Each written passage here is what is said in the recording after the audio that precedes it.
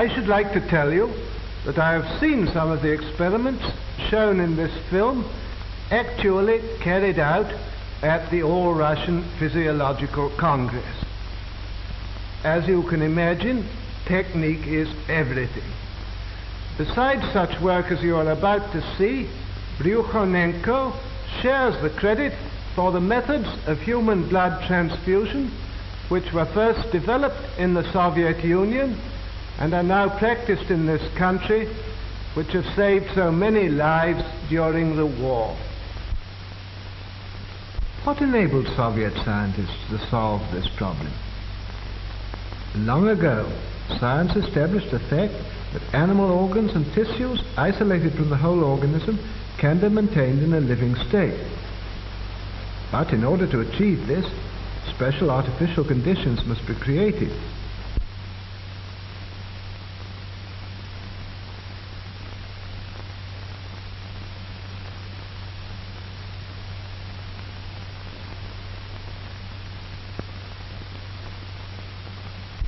Isolated organs can be brought to life even though they've been removed from the animal's corpse some time after death. Here's a dog's heart.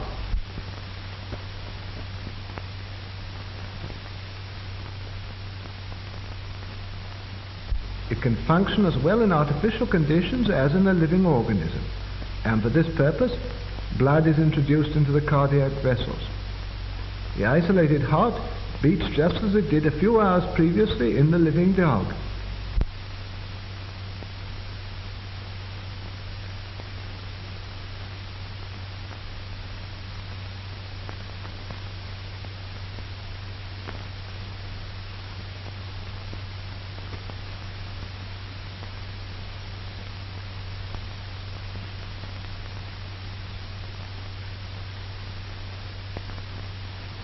The following experiment is conducted on lungs taken from an animal.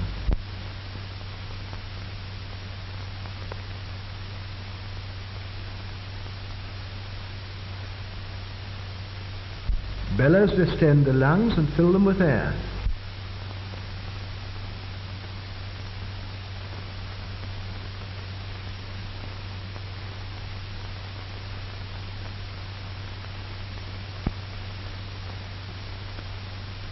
The venous blood is forced into the lungs by the action of the pump. The dark venous blood passes through this tube.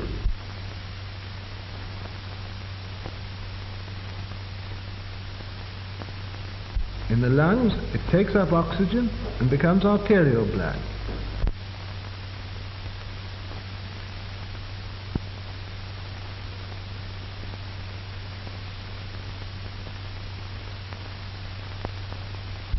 The isolated lungs breathe, producing the same chemical changes as in the living animal.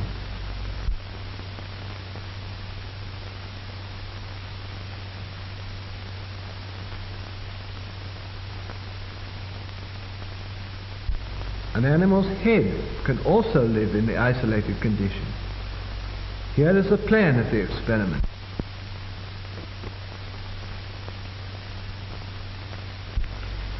The arterial pump takes arterial blood from the reservoir to the head, while the venous pump drains off the venous blood. The blood is arterialized in the reservoir, where there is a steady flow of oxygen.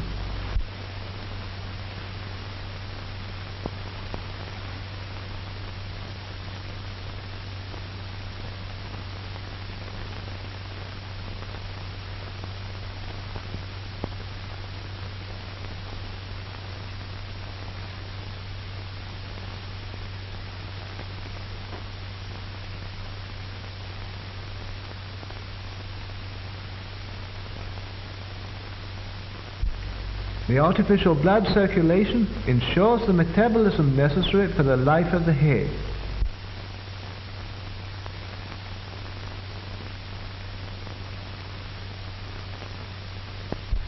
The isolated head lives on for hours and reacts to external stimuli.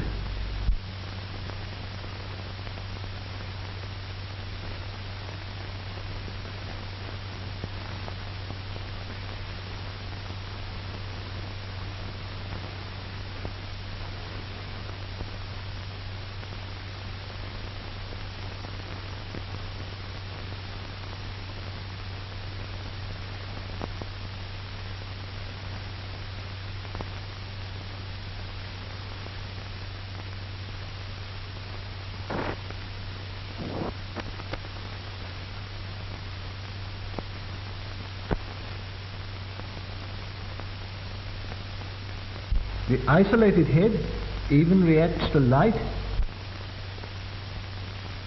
and to sound.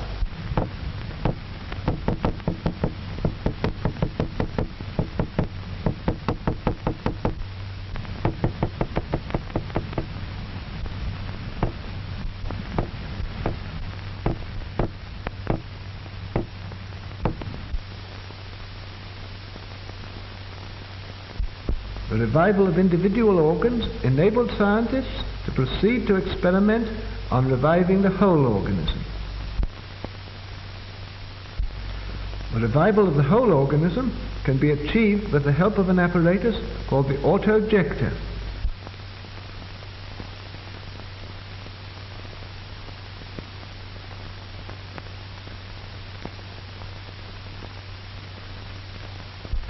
The auto-ejector carries out the functions of the heart and lungs.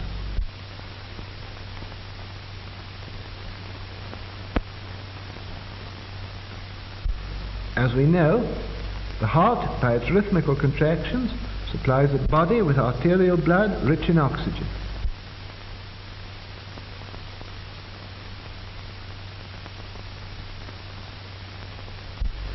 After losing its oxygen, the blood returns to the heart through the veins. From them, it flows into the lungs, whence with a fresh supply of oxygen it returns to the heart, and thence flows into the arteries of the organism.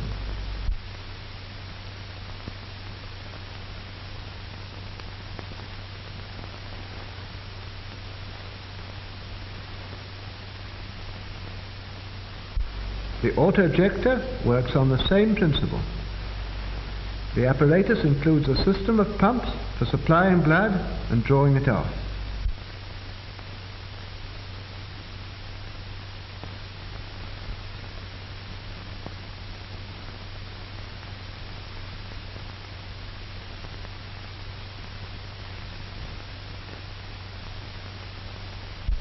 The arterial pump supplies the organism with arterial blood.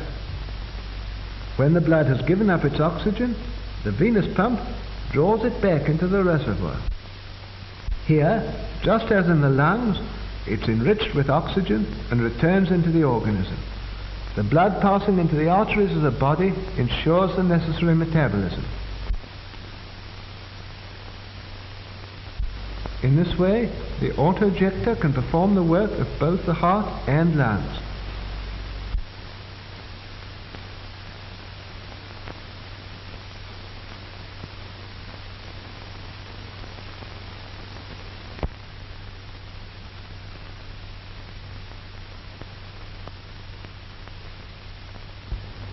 We begin the experiment of revival.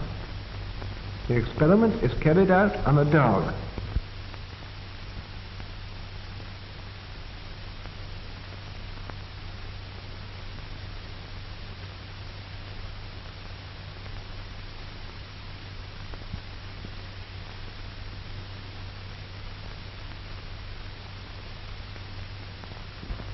A substance which prevents clotting is introduced into the animal's blood. The dog is under an anesthetic. It doesn't feel pain. No interruption of the animal's normal functions has yet occurred.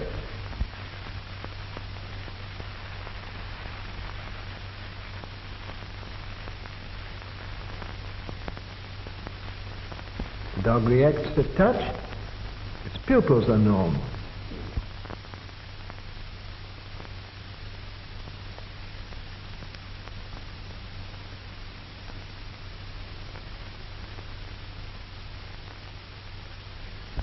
A special apparatus, the kymograph, registers the breathing and the function of the dog's heart. The pulse and breathing are normal.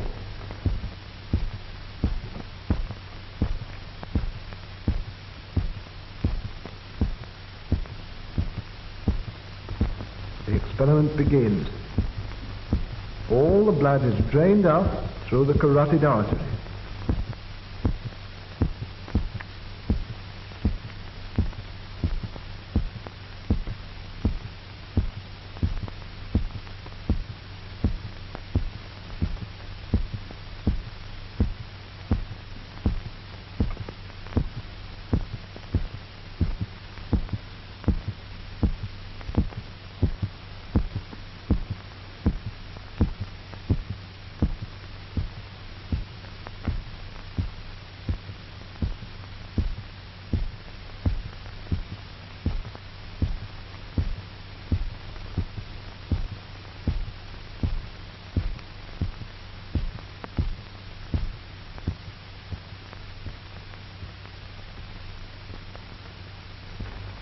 heart has stopped.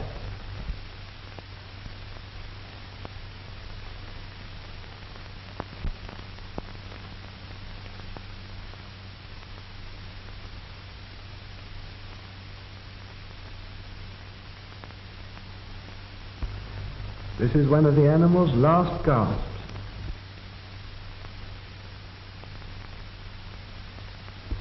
This is the final breath.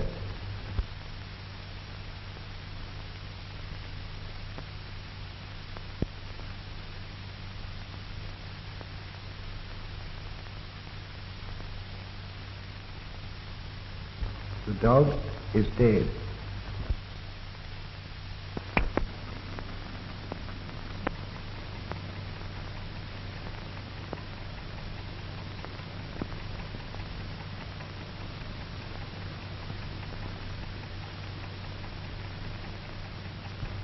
Without operative interference, death would be final, as the disintegration of the body cells would gradually set in. The autojector is being attached before starting the revival. The arterial pump is connected with the artery.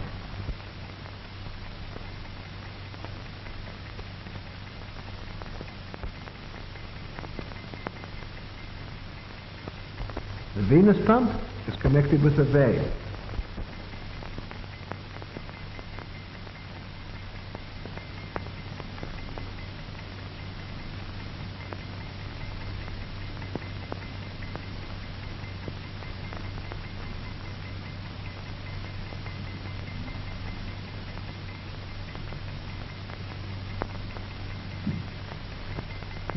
Ten minutes have elapsed since the animal died.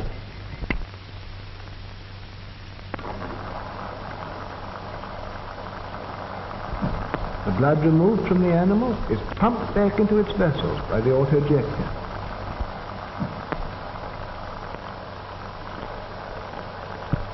The autojector ensures a normal blood circulation in the organism, replacing the action of the dead heart and lungs.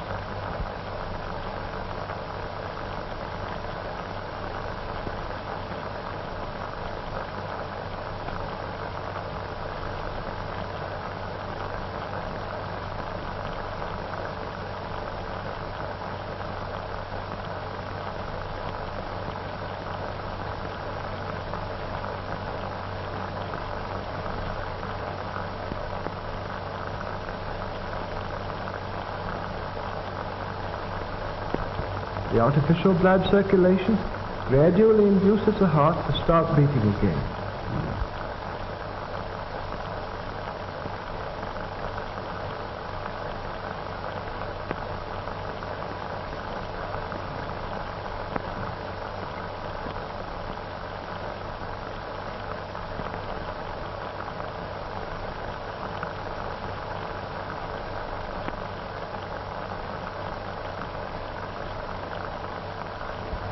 The heart's action begins to be normal.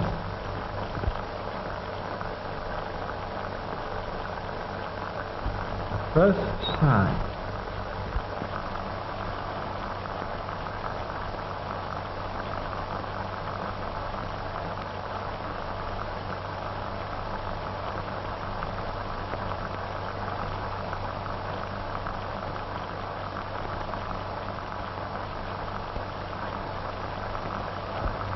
The respiration is gradually restored.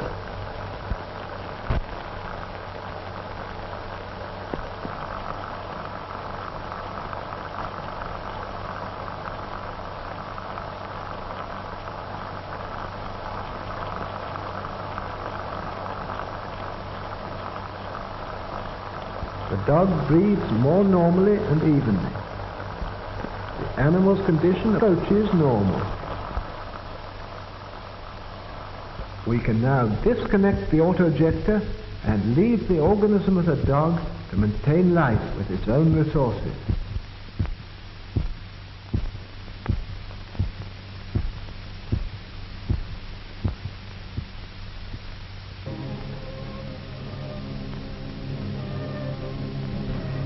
The dog soon shakes off the effects of the anesthetic. The dog is still weak, and can't move.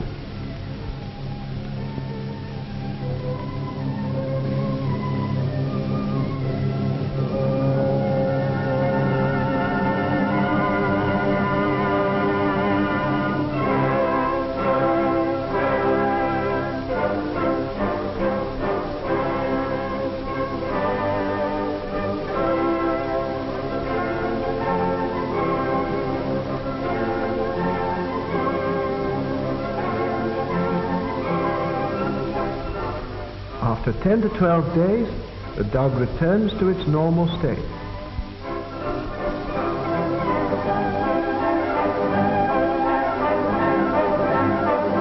After the experiment, dogs live for years, they grow, they put on weight, and have families.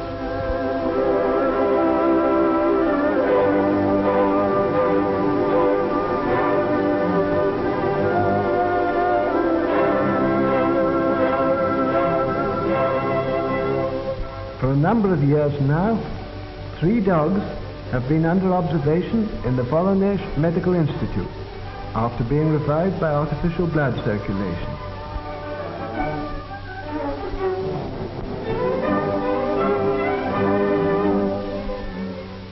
This dog, Bunny, was revived in 1939 after having been dead for 8 minutes. Black Ears is the offspring of revived parents. She herself was revived in 1939 after 11.5 minutes of death. Naida was revived in 1938 after 15 minutes of death.